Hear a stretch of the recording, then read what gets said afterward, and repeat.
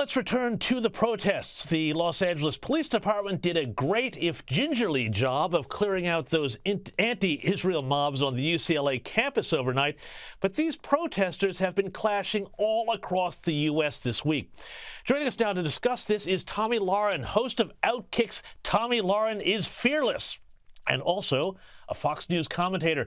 Tomi, where to start with these protests? I mean, what started at Columbia University and a few other campuses escalated all over the country. Texas, UCLA, the list keeps growing.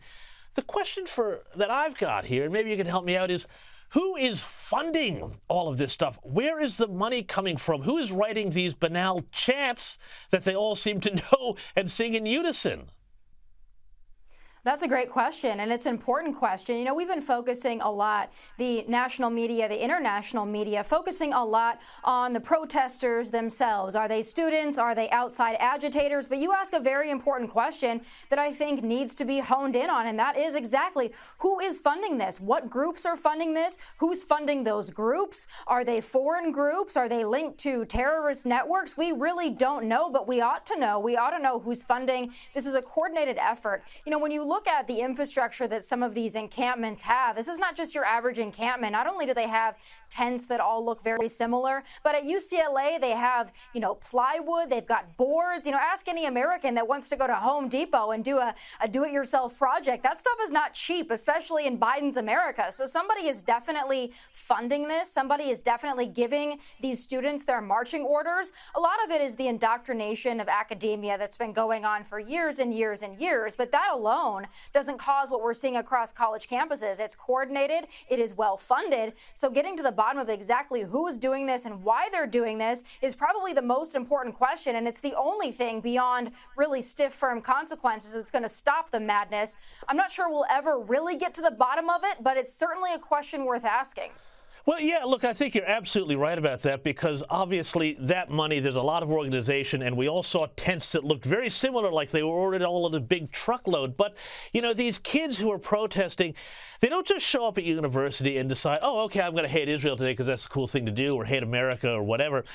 What also needs to be done about the general leftist bent of education before those kids get to university? I mean, I would imagine that in America, it's probably a lot like Australia. They're getting pumped full of a lot of left-wing indoctrination by teachers and the school systems and the curricula before they even show up. Would I be wrong about that?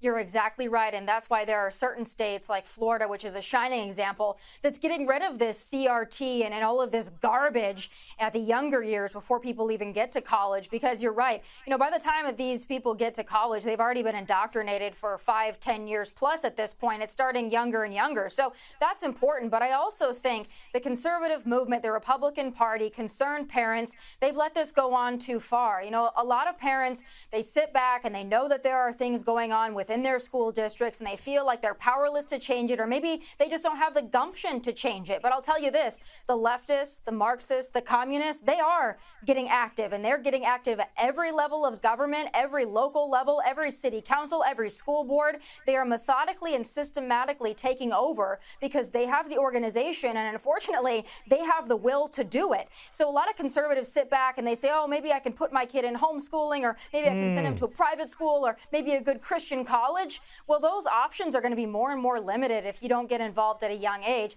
Parents, this is going to be largely up to you. I know that that doesn't sound like a fun explanation, or it doesn't sound like a fun idea, but unfortunately, the left is getting involved, so you better keep up.